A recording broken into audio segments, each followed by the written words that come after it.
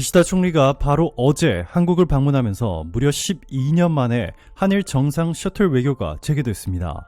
자, 그런데 기시다 총리가 한국을 방문한 진짜 이유가 밝혀지면서 한국과 일본 모두 발칵 뒤집혔습니다. 이 공식 언론상에는 일본이 한국과 동맹 관계를 강화하기 위해서라고 알려졌지만 이 사실은 충격적인 비밀이 숨겨져 있었습니다.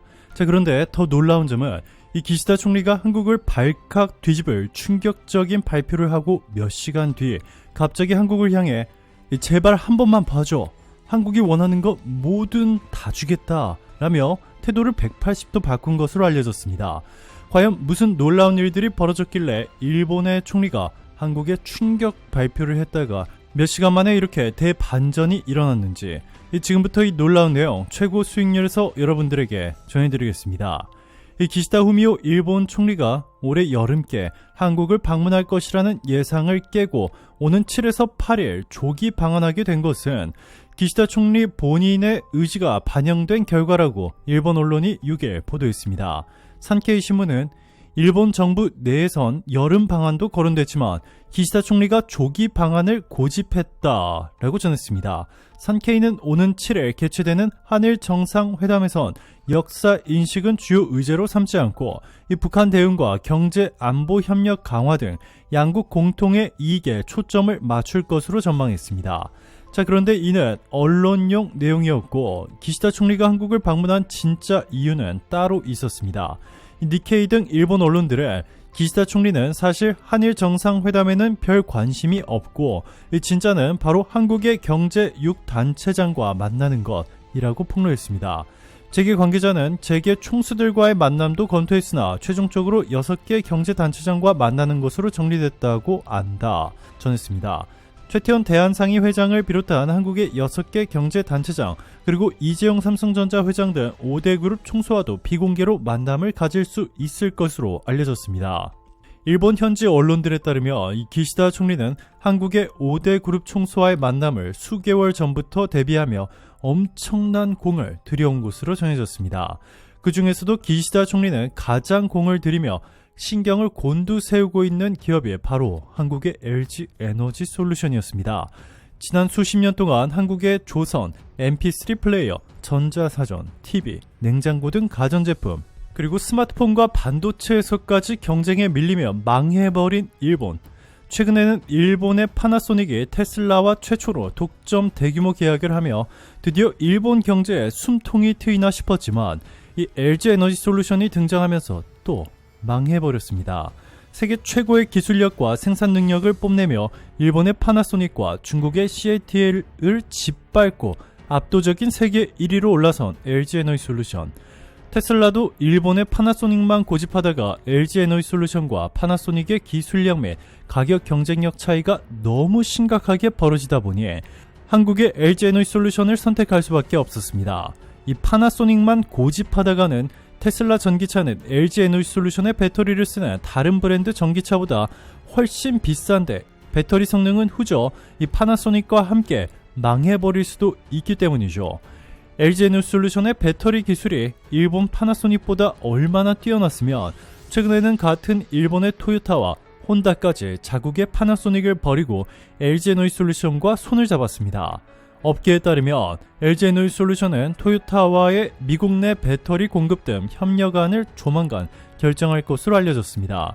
합작사 설립으로 진행될 경우 이 배터리 생산 능력 기준 20기가와트시 규모로 추정됩니다.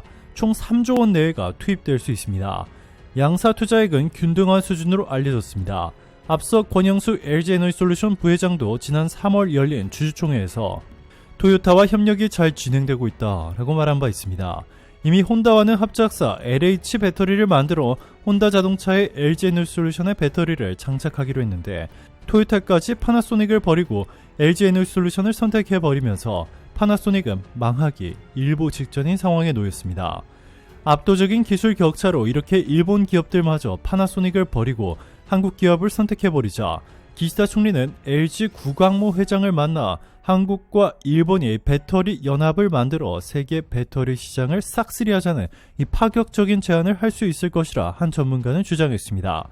이번 기시다 총리의 방안도 사실 한일 배터리 연합을 만들기 위한 것이지 다른 것은 형식상 하는 것이라 전해졌습니다. 기시다가 목숨 걸고 파나소닉을 살려야 하는 이유는 파나소닉은 대표적인 전범 기업이자 자민당의 절대적인 지지층인 일본 극우 세력을 대표하는 기업이기 때문입니다. 파나소닉이 망하는 순간 기시다 총리는 일본 극우 세력의 표를 잃게 되고 일본 자민당도 한순간에 무너질 수 있죠. 자, 그런데 한국은 일본의 도움 없이 이미 압도적인 배터리 세계 1위입니다. 일각에서는 중국의 CATL 등 배터리 기업들이 한국을 위협하고 있다고 주장하고 있지만 이는 사실이 아닙니다. 배터리 아저씨로 불리는 국내 배터리 업계 최고 전문가 박순혁 금양이사는 미국이 배터리를 통해 중국이 패권에 도전할 수 있다는 생각에 나온 게 인플레이션 감축법으로 외국인 투자자는 작년 8월부터 중국 배터리주를 팔고 한국 배터리주를 사 이 주가가 오르기 시작했다라며 2차전지, 특히 가장 공매도를 많이 쳐놓은 에코프로와 에코프로비엠이 상승하니 여의도 증권가가 난리가 났다 전했습니다. 또한 박 이사는 향후 배터리 시장을 리드할 종목으로 선정한 8개 종목은 향후 10년 내 100배에서 500배까지도 오를 수 있다며 대형 기술주인 이 페이스북, 아마존, 애플, 넷플릭스, 구글이나 이 마가, 마이크로소프트, 아마존, 구글, 애플과 같은 느낌으로 3에서 4년 내 10배는 무난할 것이라고 전망했습니다. 이어서 2025년에는 배터리 산업이 D램보다 커질 것이라며 LG에너지솔루션과 삼성전자의 시가총액 순위가 바뀌고 2035년에는 배터리 산업 규모가 반도체의 5배에 이르면서 자연히 LG에너지솔루션 시총도 삼성전자 5배에 달할 것이라고 장담했습니다. 한국 배터리 기업의 무서운 질주에 파나소닉은 마지막 희망이던 배터리 사업부가 망해버리게 생기면서 망연자실해하고 있습니다. 이에 기시다 총리가 한국과 경쟁이 아닌 한국과 한몸이 되어 돈을 벌게끔 하려 한국까지 찾아왔는데요. 사실 파나소닉이 한국 때문에 이렇게 망할 위기에 놓인 것은 이번이 처음이 아닙니다. 파나소닉의 LCD 디스플레이 사업과 반도체 사업 모두 한국과의 경쟁에서 밀리는 바람에 망한 나머지 결국 대만 업체의 헐값에 매각한 바 있습니다. 한국 반도체에 비해 일본 파나소닉의 반도체는 가격은 훨씬 비싼데 성능이 후졌다 보니 결국 대규모 적자가 쌓여갔고 대만의 누보톤 테크놀로지라는 곳에 매각됐습니다.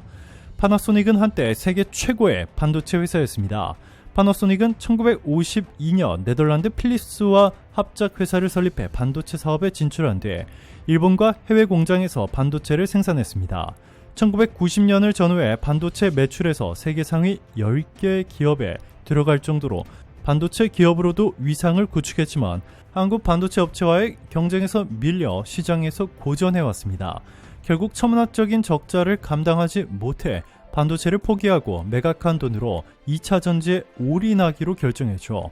그리고 몇 년 뒤에 테슬라와의 독점 계약을 하며 드디어 살아나나 싶었지만 한국의 에너지 솔루션에 밀리며 또 망할 위기를 겪고 있습니다. 이제는 회복조차 불가능한 수준입니다. 심지어 일본의 토요타와 혼다까지 파나소닉을 버리고 LG와 손을 잡자 결국 기시다 총리가 한국까지 급하게 온 것인데요. 이 기시다 총리는 한국과 일본이 배터리와 반도체 분야에서 연합을 결성해 세계를 제패하자는 파격적인 제안을 할 수 있을 것으로 전해지고 있습니다. 말이 협력이지 이미 한국이 배터리 세계 1위인데 사실상 한국이 일본을 도와달라는 것이나 마찬가지입니다. 기시다 총리는 이를 위해 한국에 무릎을 꿇고 사죄한 것으로 알려졌습니다.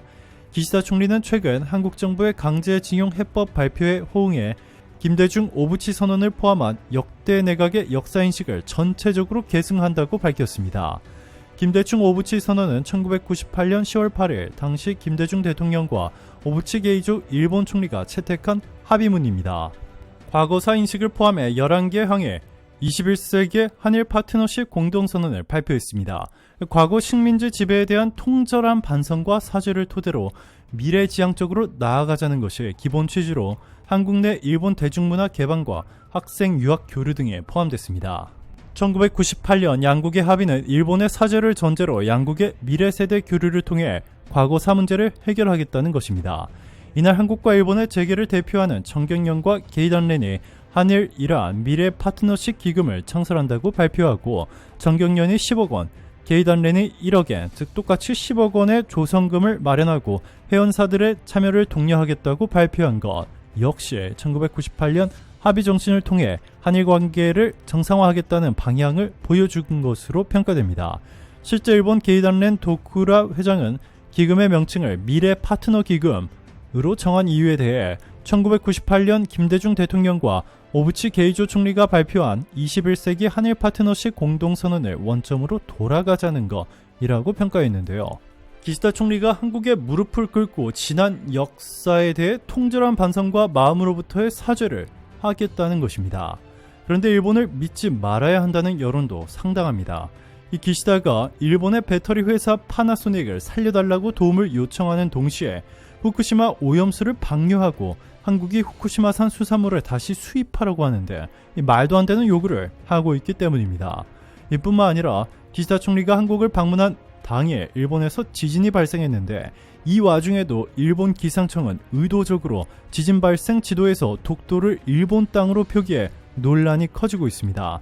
서 교수는 7일 자신의 사회관계망 서비스를 통해 일본 기상청 홈페이지에서 제공하는 지진 관련 지도에는 이 독도를 일본 영토로 명확히 표기하고 있다라며 일본 기상청 측에 즉각 항의 메일을 보냈다라고 밝혔습니다. 그가 일본 기상청 홈페이지 일부를 캡처한 사진을 보면 울릉도와 독도 사이에 사선이 그어져 있어 울릉도는 한국 땅, 독도는 일본 땅이라는 일본 기상청 측 입장이 반영됐습니다. 서 교수는 이메일에서 독도는 역사적, 지리적, 국제법적으로 명백한 대한민국의 영토라며 일본 기상청의 지진 지도는 명백한 영토 도발이라고 주장했는데요. 또 독도가 한국 영토임을 알려주는 일본어 영상을 첨부한 뒤에 독도를 한국 영토로 올바르게 시정하고 다시는 이런 오류를 범하지 말라라고 지적했습니다. 오늘도 감사합니다. 최고로 멋진 하루 보내시길 바랄게요.